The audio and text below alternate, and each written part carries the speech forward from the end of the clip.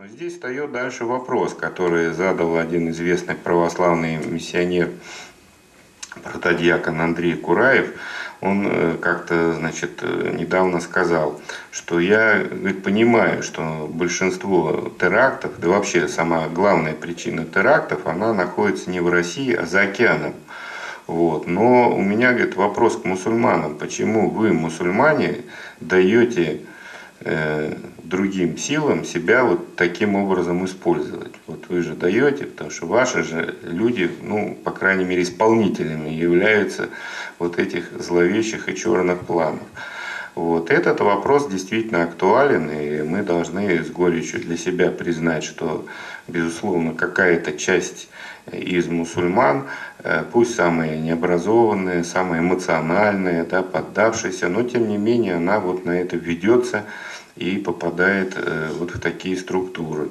Вот. И здесь встает вопрос, что на самом деле нам нужно самое широкое просвещение среди молодежи. И среди мусульманской молодежи нужны добротные знания, что такое классический традиционный ислам. Вот. И среди немусульман уже на уровне чисто познавательном, светском, чтобы тоже доносить правду о религии ислама, чтобы не руководствоваться какими-то желтыми газетными публикациями типа «Бей ислам, спасай планету», как вышла в «Комсомольской правде» один раз статья. Вот. Ну, я считаю, это провокация чистой воды, которая тянет на уголовный кодекс. Но, тем не менее, таких же статей много выходит, и вы их видите, читаете, и там очень много неправды, очень много тенденциозности. Но в то же время и основания для озабоченности есть. Поэтому необходимо, чтобы на уровне уже религоведения, в частности, именно исламоведения, оно заняло достойное место, и чтобы вот и присутствующие здесь, и студенты, и преподаватели, чтобы знали, что такое классический ислам и что такое секты в исламе, которые вот особенно новомодные, которые появились, которые противоречат исламской традиции, которые сеют смуту, раздор и вражду между религиями, между народами и между самими же мусульманами.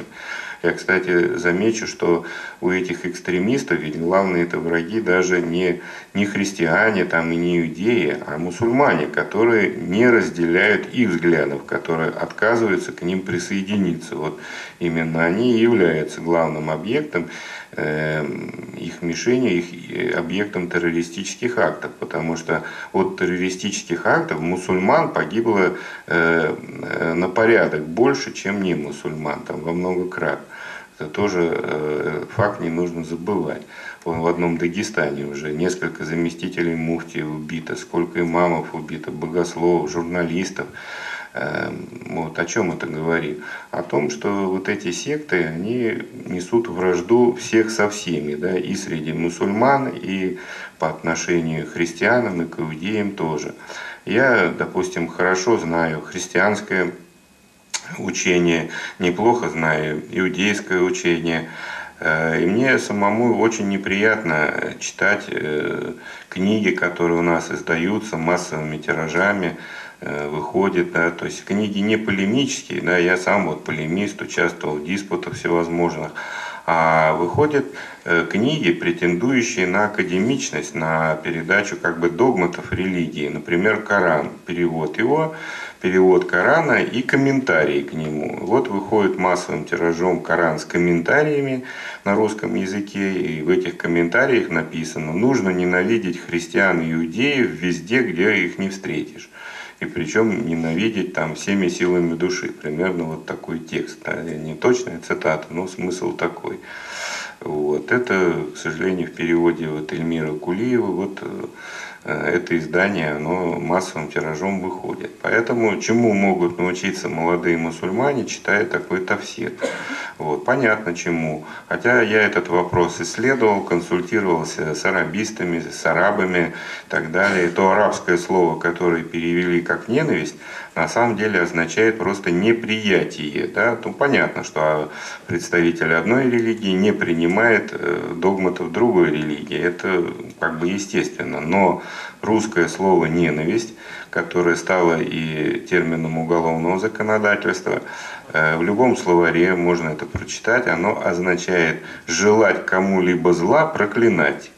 Вот основные смысловые компоненты слова «ненавидеть». А в арабском слове их нет, ни того, ни другого. Это я консультировался с достаточно авторитетными специалистами по арабскому языку и по богословию мусульманскому. Они мне это подтвердили. Вот, такого значения нет. Значит, получается, что на арабском речь идет просто о том, что не надо следовать догматам другой религии, это вполне естественно. Да?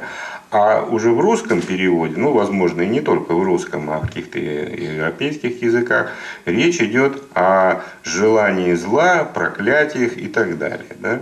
То есть совершенно смещение акцента здесь происходит. Это уже вопрос к переводчикам, к интерпретаторам этого и так далее. Поэтому, к сожалению, такие издания, тем более классические, когда они допускают такие ошибки, когда не только ошибки, а вообще автор этого комментария, Абдурахман Саади, это вообще считается таким радикальным, что ли, мыслителем даже в границах Саудовской Аравии.